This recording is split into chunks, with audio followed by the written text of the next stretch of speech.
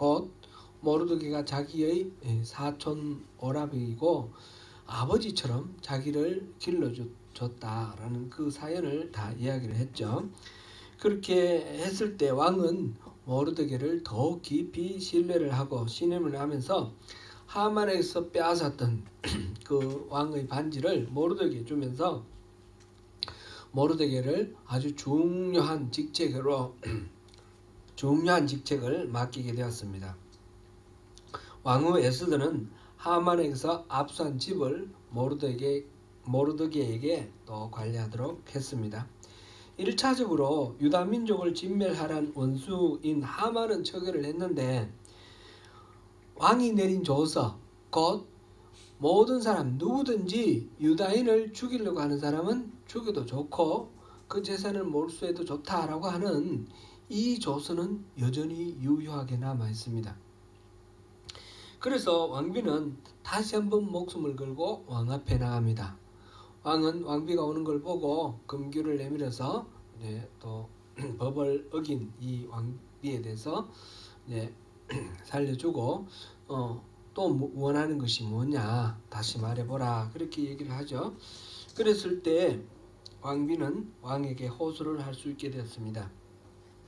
하만의 조서가 여전히 유효하여 지금 이제 자기 친척과 또 유다 민족이 진멸을 당하게 되었는데 그건 참아 볼 수 없으니까 제발 왕이 저에게 은혜를 베풀어 주셨고 내가 은혜를 입었고 왕이 나를 좋아한다면 이 조서를 좀 취소해 주세요. 철회해 주세요. 그렇게 부탁을 합니다. 그런데 그 조서를 취소하면 간단할 것 같은데 왕은 그럴 수가 없다고 합니다. 왕이 한번 인장을 찍은 그 조서는 절대로 취소가 철회될 수가 없기 때문에 그러면 좋은 아이디어를 생각해서 이 조서가 실질적으로 효과를 내지 못하도록 다른 조서를 써서 마음대로 써서 그 다음에 시행하라고 그러면서 허락을 해줍니다. 그래서 모르드게는 그해 3월 23일 지금 그 시행하는 날짜는 12월 13일이니까 한 9개월 정도 남아있죠. 왕의 서기관들을 소집하고 조서를 써서 각 민족의 말로 번역을 하고 유다의 말로 또 이렇게 써서 그리고 전국으로 반포를 합니다. 왕궁에서 준말을 타고 왕명을 전달하는 역졸들에게 즉시 전국에 조서를 전달하도록 지시합니다. 이 당시 바사의 그 영토가 너무너무 넓어서 지금 보통의 뭐 걸음걸이로 낙타를 타고든지 그다음에 말을 타고든지 이렇게 가려면 수상궁에서 저쪽 끝에 이디오피아까지 가는데 한 7개월 걸립니다. 그러니까 그냥 평이한 그런 여행으로는 안 되는 거죠. 역졸들에게 명해서 빨리 가서 그 명령을 전달하고 그리고 그거를 또 그 지방에서 잘 교육해서 차질 없이 시행되도록 그렇게 준비를 하는 것입니다. 그런데 이 조서의 내용은 유다인들이 함께 모여 자기 스스로를 보호할 수 있도록 그 권리를 허락한다라는 것이고 각 지방에서 세력가들이 모여가지고 먼저 나온 조서대로 유다인들을 잡아 죽이고 그 재산을 빼앗으려고 할 때 유다인들은 그 대적들과 맞서 싸워서 그들을 죽이고 그 재산을 빼앗을 수 있는 권리를 준다. 이렇게 됐습니다. 그 날짜는 시행일은 12월 13일 동일한 날입니다. 이제 12월 13일 그날 되면 하만이 왕을 속이고 보낸 그 조서 그것도 유효하니까 그것에 따라서 유대인을 죽이려고 하는 사람들은 누구든지 나서서 유대인을 죽이고 재산을 빼앗아도 좋고 또 이렇게 유대인을 해코지 하려는 사람들에 대해서 유대인은 그 누구라도 맞서서 싸워서 그들을 죽이고 그 재산을 빼앗아도 좋다라는 이 두 개의 어명이 공존하게 되어 있습니다. 지금 둘 다 유효합니다. 서로 충돌되는 두 조서. 요즘식으로 하면 법이 있으면 법을 어떤 법을 우선적으로 적용할 건가 하는 원칙이 있죠. 뭐 우리 옛날에 사회 시간에 배운 기억이 나는데 상위법이 하위법보다 우선한다. 헌법이 법률보다 우선하고 법률보다 시행령, 영보다 법률이 우선하고 이 영보다 그 다음에 뭐 규칙이나 뭐 여러 가지 이런 것들이 그런 것보다 영이 우선하고 이런 식으로 순서들이 쭉 있어요. 상위법이 하위법보다 더 우선하는 거죠. 그리고 신법이 구법보다 우선하다 한다 그런 거죠. 법이 비슷한 법이 있으면 새로 나온 법이 우선하는 거죠. 옛날 법은 좀 이렇게 효력을 잃고 그 다음에 특별법이 일반법보다 우선한다 이런 게 있었어요. 어떤 모든 일반적인 그런 적용을 하는 일반법보다 특정한 사람이라든지 특정한 어떤 행위라든지 특정한 지방이라든지 이걸 한정해서 만든 그 법 있으면 그 특별법이 우선한다는 거죠. 요즘 뭐 우리 조국 보면 여러 가지 특별법이 있죠. 그런 것들을 이렇게 볼 수 있습니다. 그 원칙에 따르면 신법이 구법보다 우선하니까 이제 하만이 만든 그 조서보다 이 모르드게가 만든 이 조서 이게 우선하니까 하만의 법은 취소가 돼야 되는데 이 페르시아의 법으로는 그게 취소가 안 된다는 거예요. 둘 다 유효하다는 거예요. 이제 뭐가 남았습니까? 누가 더 세냐만 남았습니다. 이제 더 센 사람이 가서 잡아 죽이고 뺐으면 되는 겁니다. 앞으로 어마어마한 혼란과 공포가 이제 몰아칠 그런 상황이 되었습니다. 뉴질랜드는 또 우리 조국 대한민국과 달라서 이 나라는 헌법이 없죠. 헌법 없고 이 나라는 성문법이 아니라 불문법 위주예요.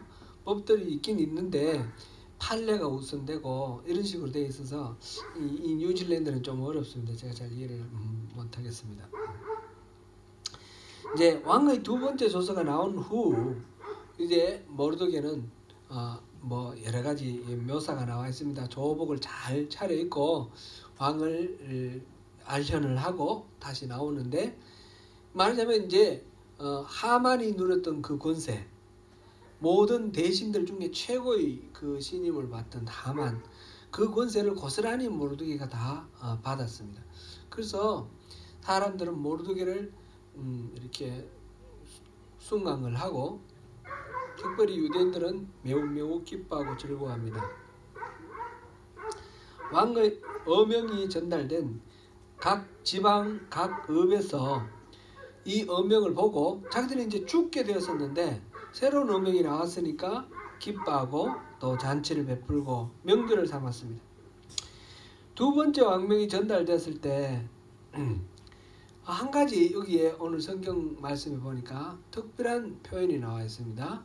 그 지방에 사는 사람들에게 유대인에 대한 두려움이 컸다라는 것입니다. 그게 몇 절에 나옵니까? 네? 9장 3절 네. 2절 유다인들이 아하수에로 왕의 각 지방 각 읍에 모여 자기들을 해하고자 한 자를 죽이려 하니 모든 민족이 그들을 두려워하여 능히 막을 자가 없고 이거는 아달월 12월 13일에 이르렀을 때의 이야기고요. 그 이전에 이 왕명 두 번째 왕명이 나왔을 때 이미 두려움에 가득 차게 되었어요. 그건 어디 나옵니까? 8장 17절 마지막에 나오죠. 왕의 어명이 이르는 각 지방 각 읍에서 유다인들이 즐기고 기뻐하여 잔치를 베풀고 그날을 명절로 삼으니 본토 백성이 유다인을 두려워하여 유다인 되는 자가 많더라. 이 유다인에 대해서 너무너무 두려워서 아예 그냥 유다인이 되어버리는 거예요. 유다인이 되는 거는 이제 유대교를 믿으면 유다인으로 받아줍니다. 요즘도 유대인들은 그렇습니다. 결혼한 부부 중에 어느 한쪽이 유다인이면 유다인으로 받아주고요. 유대교를 개종하면 유다인으로 받아줍니다. 이제 그런 식으로 해서 그 지방 본토 백성들 중에 이거 큰일 나겠다 싶어서 두려워서 아예 유다인이 되는 사람들도 많았다 그랬습니다. 이제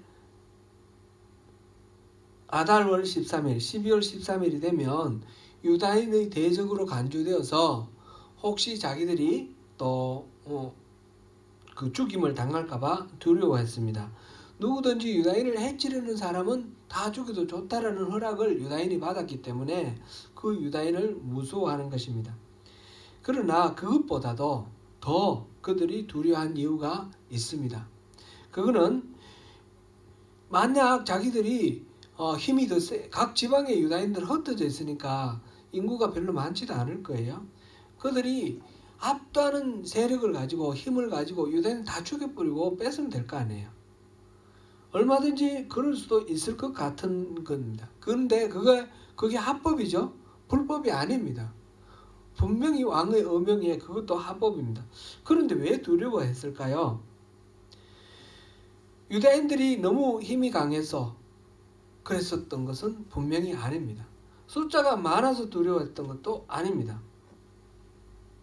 키포인트는 그들이 왜 두려워했는가? 여기에 키포인트가 있는 것 같습니다.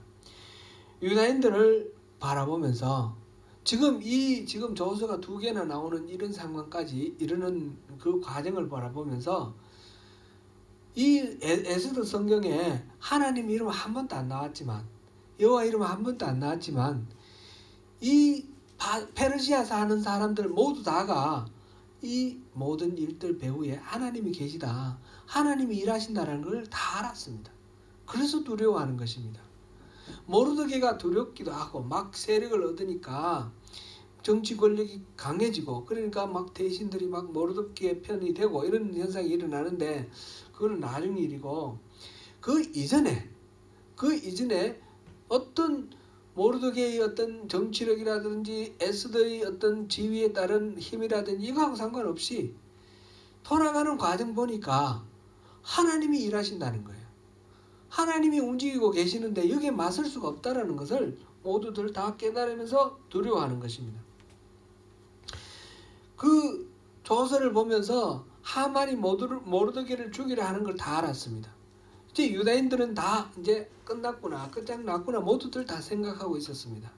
그런데 하만이 모르드게의 그 말고삐를 잡고 성내를 돌아다니면서 왕이 존귀하게 여기는 자는 이렇게 대접한다 그러면서 모르드게를 찬양하는 거예요.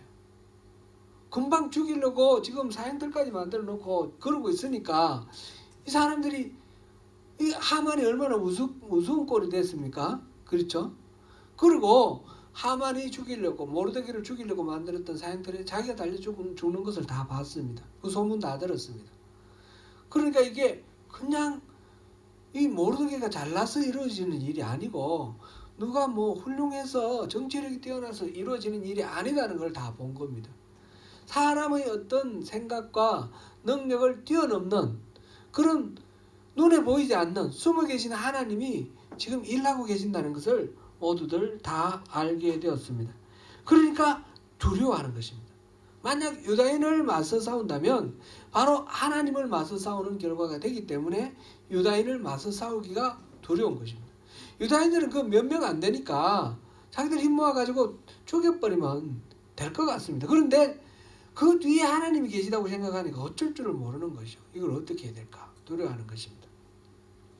이스라엘 백성들이 가나안 땅에 들어가기 전에 시딤에 머물러 있을 때 정탐꾼을 여리고성으로 보냈습니다.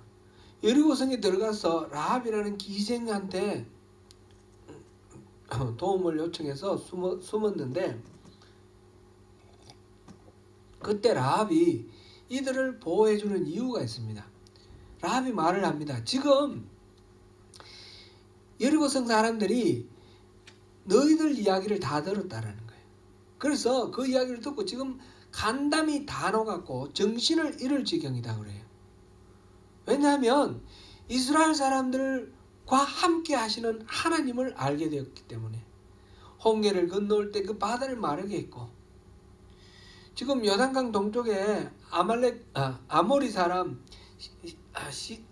아모리의 왕 시온과 옥을 어떻게 멸하셨는지, 그 아모리와 저 북쪽 바산을 점령을 해가지고 이 땅을 나눠주고 이랬는데, 그런 과정 속에서 하나님이 어떻게 일하셨는지를 봤다는 겁니다. 그렇기 때문에 지금 여리고 사람들이 이 이스라엘 사람들의 소문만 듣고 지금 완전히 간담이 녹았습니다. 사사기에 보면 기드온이 300용사를 가지고 그 아모리와 미디안 사람들 십수만 명 되는 대군과 싸우는 그런 장면이 나오는데, 하나님이 강한 용사여 네가 저들을 물리치라 이러면서 기드온을 용기를 주시죠. 기드온이 하나님을 시험해 보기도 하죠. 이 양털이 있는 곳에 저 이슬이 내리게 해주세요. 양털이 있는 곳은 이슬이 안 내리고 땅에만 이슬이 내리게 해주세요.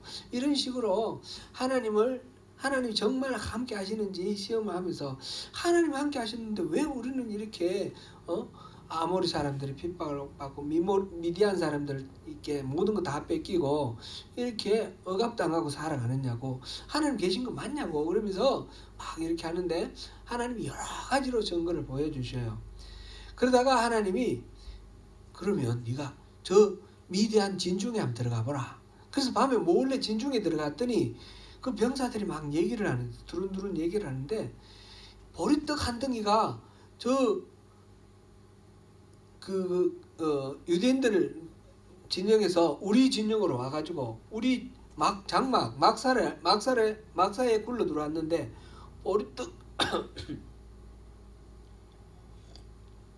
보리떡 덩어리가 들어와서 장막을 무너뜨리고 우리는 막 난리가 났더라. 그 말을 하는 거예요. 그러면서 하는 말이, 우리는 저들을 이길 수가 없다고 그러는 거예요. 이게 뭡니까? 하나님이 그렇게 공포감을 심어주는 거예요. 그래가지고 300명이 그 십수만 명을 포위를 했어요.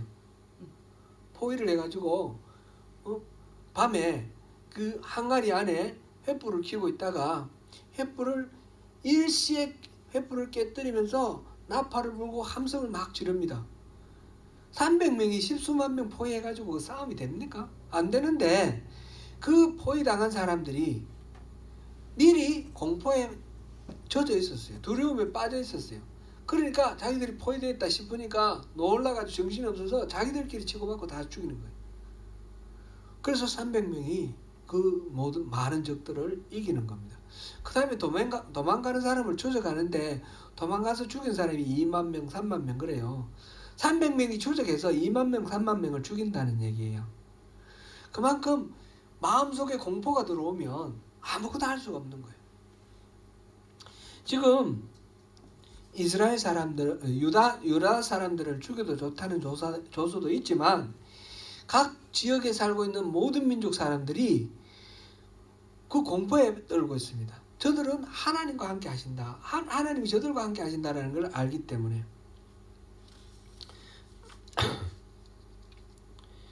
드디어 12월 13일 그 시행 날짜가 되었습니다. 왕의 두 가지 서로 상충되는 어명이 시행되는 날인데, 그러면 이 유다에 대해서 평소 감정이 있고 이들을 이 기회에 한번 죽여버리겠다는 사람들이 아무래도 공포가 있다 하더라도 그 중에 있겠죠. 이 사람들하고 유다인들과의 싸움인데, 이 싸움의 결과가 어떻게 나와 있습니까? 도성 수산에서 하만의 12아들을 포함해서 500명을 죽였다 이렇게 되어 있고요. 전국적으로는 7만 5천 명을 죽였다 이렇게 되어 있습니다. 그래서 에스더에게 다시 물어보니까 혹시 뭐 더 원하는 게 있나 그랬더니 14일 하루 더 그렇게 그 조서대로 하게 해달라 그래서 14일 하루 더 수산, 다른 지역은 연락도 안 되니까 수산 국에만 도성에만 그 조서를 유효기간을 연장을 시켜서 그렇게 했습니다. 그래서 14일에 300명을 죽입니다. 대적하는 사람이 아무도 없었으면 이렇게 죽을 일도 없겠지만 그래도 대적하는 사람이 있죠. 그래서 모든 일들이 이렇게 정리가 됩니다. 근데 이 모든 경우에 원래 조세는 죽이고 그 재산을 다 빼앗아도 좋다 그랬는데 재산에는 손대지 않았다, 그렇게 나옵니다.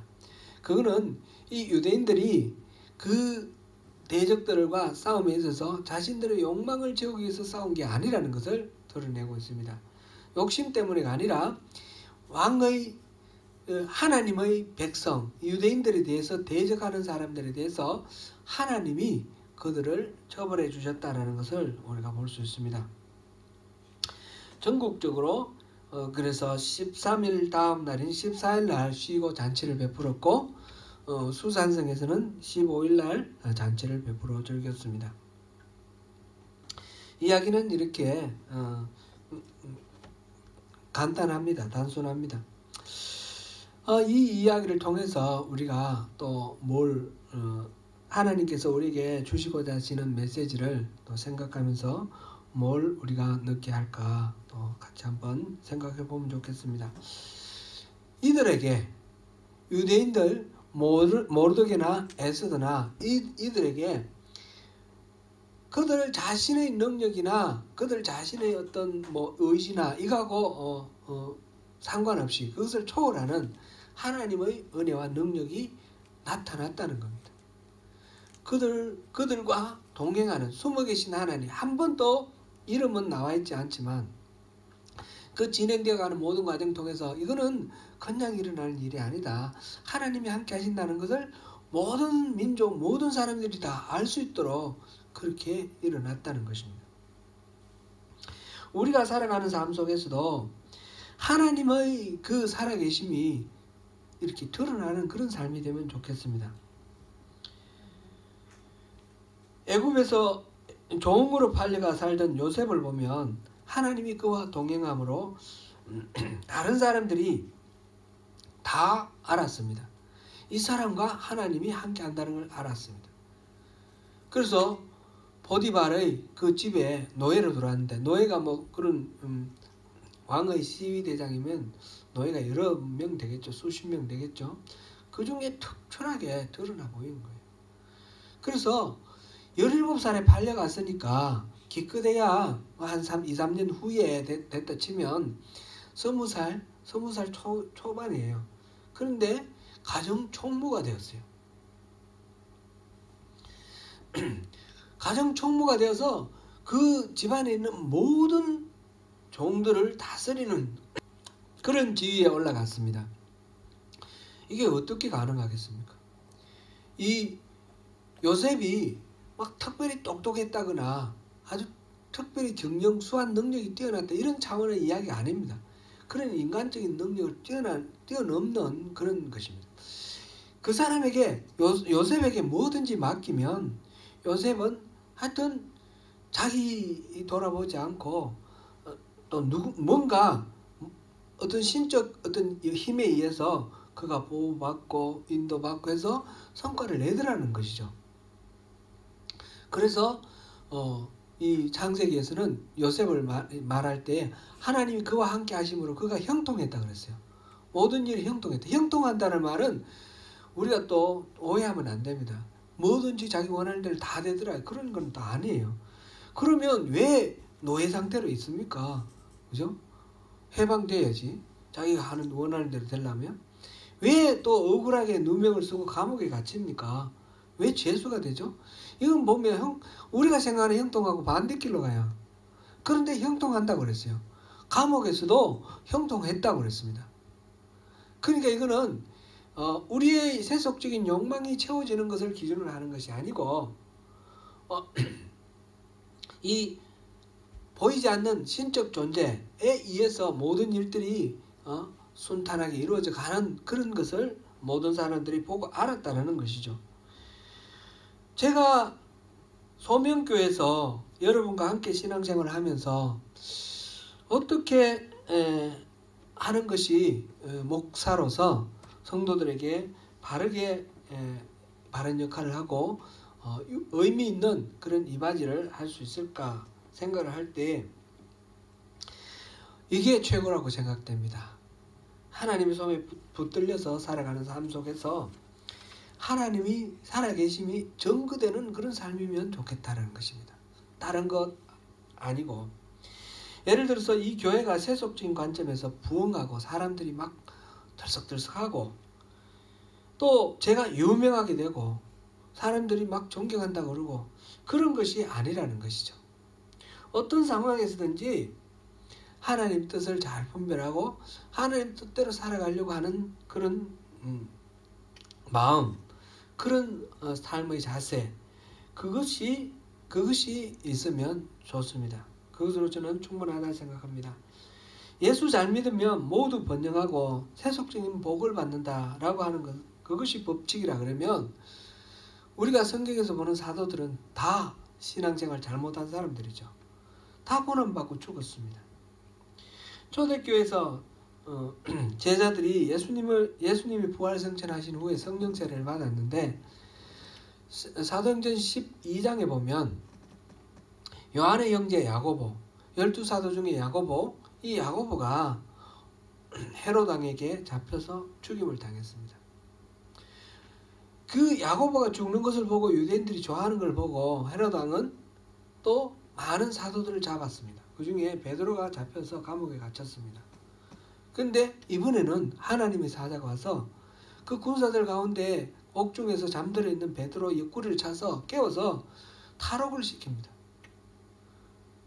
어떤 야고보는 죽임을 당하게 하고 베드로는 살려줬는데 야고보는 믿음이 없어서 죽고 베드로는 믿음이 있어서 살았습니까?